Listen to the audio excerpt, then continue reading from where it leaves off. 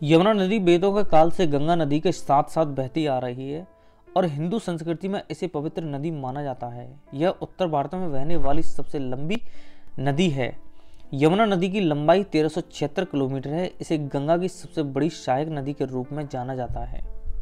यमुना नदी अपने प्रदेश की अन्य नदियों की तरह पूरब की ओर बहती है। पानी के लिहाज से यमुना नदी नई दिल्ली और उत्तर प्रदेश के संपन्न औद्योगिक क्षेत्र के लिए एक महत्वपूर्ण साधन है। यमुना नदी पर पानी के लिए अधिक निर्भरता और हमारे दुर्व्यवहार के कारण इसका पानी अब पर्यावरण के लिए खतरा बन चुका है। हेलो दोस्तों, welcome back to my YouTube channel things to know. दोस्तों, आज मैं आपको यमुना नदी के इतिहास के बारे में कुछ रोचक जानकारियां बताऊंगा।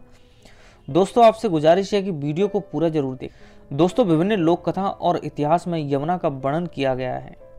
भारत में मुगल साम्राज्य का विकास इसी यमुना के जल से हुआ था। यमुना नदी के कारण आगरा, इलाहाबाद, फतेहपुर और दिल्ली जैसे बड़े शहरों का अस्तित्व बरकरार है।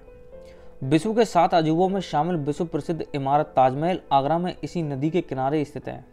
दोस्तों, हिंदुओं के लिए यमुना नदी का धार्मिक महत्व भारत के देवी देवताओं के साथ अपने संबंधों के कारण है। यमुना नदी की देवी, जिसे देवी यामी भी कहा जाता है, जो सूर्य देव की पुत्री और मृत्यु के देवता यमराज की बहन है। यमुना के बारे में एक कहावत के अनुसार भगवान कृष्ण ने नदी को आशीर्वाद दिया था।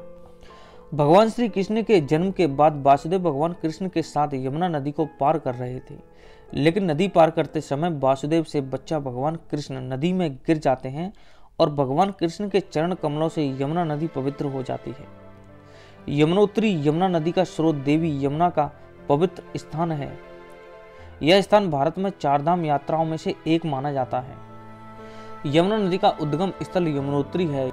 यमुनोत्री जाए बिना उस क्षेत्र की तीर्थ यात्रा अधूरी मानी जाती है। हिमालय पर यमुना नदी के उद्गम के पास एक चोटी है जिसका नाम बंदरपूंछ है, जिसकी ऊंचाई 6500 मीटर है। इस चोटी को सुमेरु भी कहा जाता है। बंदरपूंछ चोटी गढ़वाल क्षेत्र की सबसे ऊंची चोटी है। इसी चोटी के एक भाग का नाम कालिंद है और यहीं से यमुना नदी निकलती है, इसलिए यमुना को कालिंदिया और कालिंदी भी बोला जाता है। अपने उद्गम से आगे बढ़ते हुए विशाल हिमसागरों, हिममंडित कंदराओं में अप्रकट रूप से बहती हुई, पहाड़ी ढलानों से तेजी से उतरती हुई, दौड़ती बहती चली जाती है।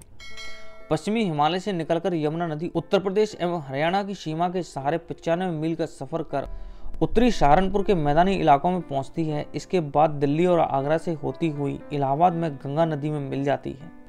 दोस्तों, यमुना नदी की गहराई की बात की जाए तो यमुना की औसत गहराई 10 फीट है और अधिकतम गहराई 35 फीट है, लेकिन दिल्ली के निकट यमुना की गहराई 68 फुट है और आगरा में यह गहराई 3 फुट है। ब्रजमंडल के मथुरा जिले में यमुना नदी पूरे आध्यात्मिक वैभव के साथ प्रकट हुई है। मथुरा में यमुना नदी के 24 घाट हैं। मथुरा में यमुना नदी का महत्व वही है जो शरीर में आत्मा का होता है। यमुना के बिना ब्रज की संस्कृति अधूरी मानी जाती है।